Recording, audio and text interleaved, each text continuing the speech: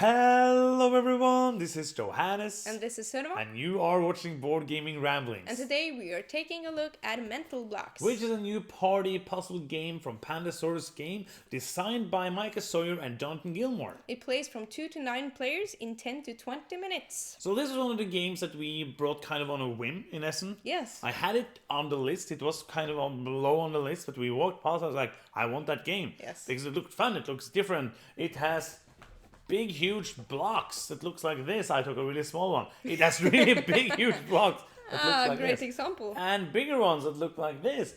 And other colors that looks like this. Now you know what color look like. It has these kind of things that you had to puzzle together to form a puzzle, and I liked the look of it. I liked how it what it said, and I wanted to play it. Yeah. And we did play it in Essen with 8 players, which is horrible, but we can talk about that soon. Yes. So basically this game is a puzzle game. Every player is going to get a card and you're going to see one of the angles of the puzzle.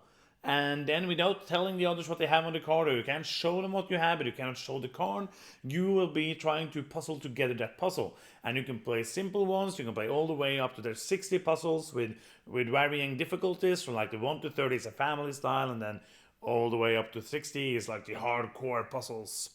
And you can play with a trader if you want to, and that one player knows the puzzle and is trying to not form the puzzle. You can play with wacky party style things where you will be, oh, you cannot speak now, or I'm not allowed to touch these gray cubes, and all these kind of different ways to play the game. But basically what you want to do is to make the puzzle. So everybody see an angle and you puzzle it together. When you think you have the correct puzzle, you will say, I want to vote if that's the correct puzzle. If more than half vote yes, you win the game if it's the correct puzzle, and you lose the game if it's the wrong puzzle. And that's basically the game, right? Yeah. Did that make sense? Simple. It's pretty simple. It seems pretty simple, but the first time you played, we talked like everybody was talking at the same time. Yeah, but we were 8 people. We were 8 sleeping Norwegians playing the game. Last evening at Essen, we were just totally Yeah, asleep. we did not do very well. The rulebook is pretty good. It's pretty simple. It has a lot of playtesters in it, which is something. But the rulebook is about like 6 pages of rules. Pretty simple stuff, because basically I just told you the base rules of the game. Yeah. So you didn't really need to read the rules more than that. There's a couple of like edge rules, like when, for example, not always you know the difference between this and this when you look at that, and that's kind of the only thing that's kind of vague and not completely intuitive to understand. Yeah, because that's a triangle and that's a triangle and that's a square. So if you see it from this angle, you won't know that this is the triangle and the square on the card. So yeah, artwork and components. Yeah, I like the components. They are good quality, but they are like, what do you call it? Foam. Yeah. So they're nice to like play with. Yeah, like this. Like that, yeah. And to play the game as well. But yeah, the components are nice. That's basically the components. I like that you have this tray with all the, like I could not do that. I could almost do that. That could have been a blooper, but not here on Board Gaming Ramblings. Whee! So when you play the game, you pick out one of these puzzles and you just open it up. And it's double-sided, so if you want to play the easy one, you will shuffle it with the red side up. If you want to play the hard one, you shuffle it with the green side up. And you just give 1 to each player. If you're playing 1 to 4 players, some of them are used. If you're playing more, then some more are used, because it's 4 pieces that has to be in it. So you play less than 4 players, you will have some of them open on the table. I would say then that it's best with 4. 3 and 4 players. Yeah. Do you agree? Yeah, I do.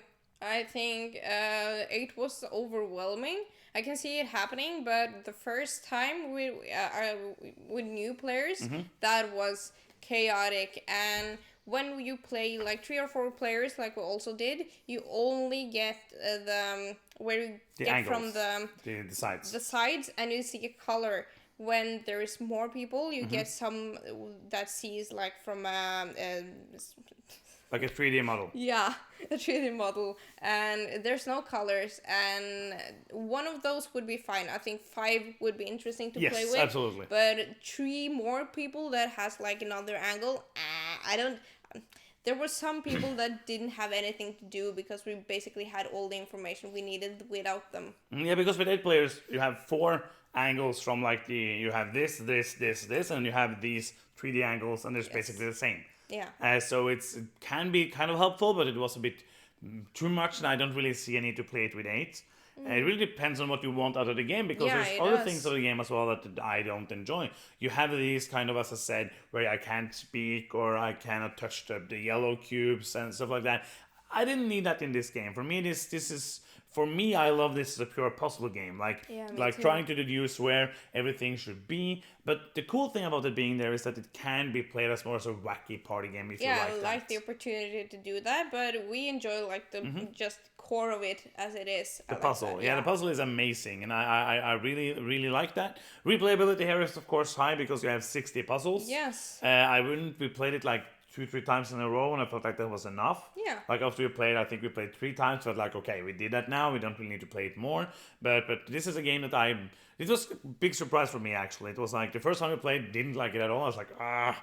Then we played 3 players, and I was like, okay, this is a cool puzzle. So as this kind of pure puzzle game, I think this might be one of the best of this kind of game I've ever played. Yeah, cool. I really like this. I don't know as how many well. else I have played, but this Yeah, is that's the best. true. I really liked it. You get kind of hooked.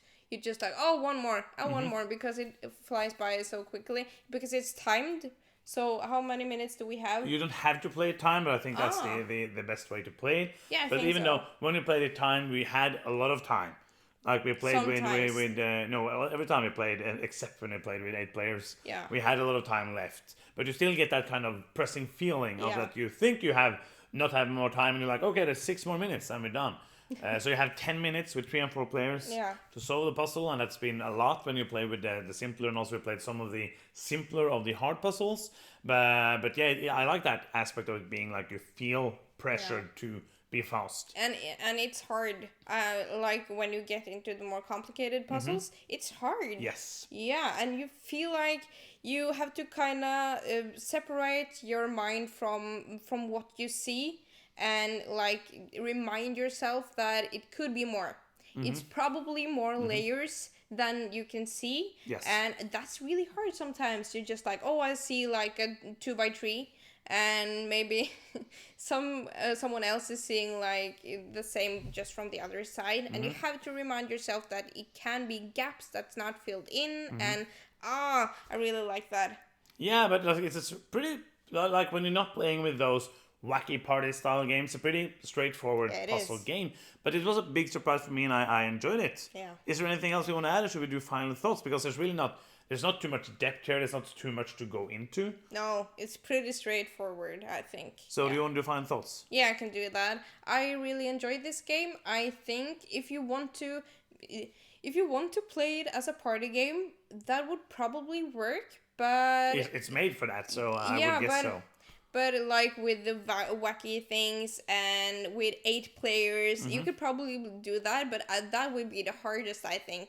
Then you have to go for the easier puzzles. Doing that with the hardest puzzle, man, I Good can't luck. I like would- even imagine. I'd love to see that on video. Yeah, we would. But as like we played with just the puzzles and like advancing to more and more complicated things as our brains like starting to work Yeah. with the puzzle, I really liked the game, and I was surprised how like simple it was, but how it made us think and how fun it was. So I want to rate it 7. 7. Okay, so I really love this. This might be my like biggest surprise of the year. It's not a heavy, crunchy game, but it's different. It feels like you're playing kind of like a pure puzzle, and I love that. And I love that they have made it so that you can play it as like a party game with more wacky stuff. You have these kind of major glitches, it's called, where like now you have to remember that all the yellow tiles should now be blue, Yeah. and that kind of things. And maybe actually that could be fun to That put could be in. fun. But I feel like as a pure puzzle game, that's how I would like to play this game, because there's so many hard puzzles. You have to really work together and try to solve that spatial puzzle, which you don't get in so many games. And tactile, it feels great to play around with this. Like, oh, maybe if we turn this upside down, no more, this makes sense for you, and all of that, which makes it really, really cool. This is a game I can see myself pull out to play with almost anyone, because it's Yes. super simple to teach. You can play it with kids if you play like the simpler ones, and you can play it with your parents. You can play it with heavy gamers like this fits to everyone. I think this is a game that you should check out. Like, you probably don't have anything like this in your collection.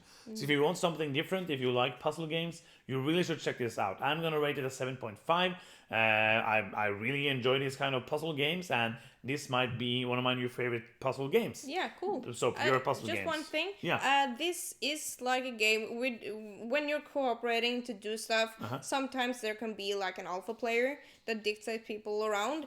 I think there could be tendencies to that here, but it's a good way to actually learn, like kids or other players, that alphaing is not a good thing, because you will probably lose. Yes. Because you have to work together and hear everyone's side of the story to win this game. To be able to do that, yeah, absolutely. So that's the end of the review. Yes. Thank you so much for watching. Please subscribe to our channel if you haven't done so already, and click the bell button to get notifications when we put out new videos. Thank you so much for watching. I'm Johannes. And I'm Sunniva. And you've been watching Board Gaming Ramblings, and bye-bye.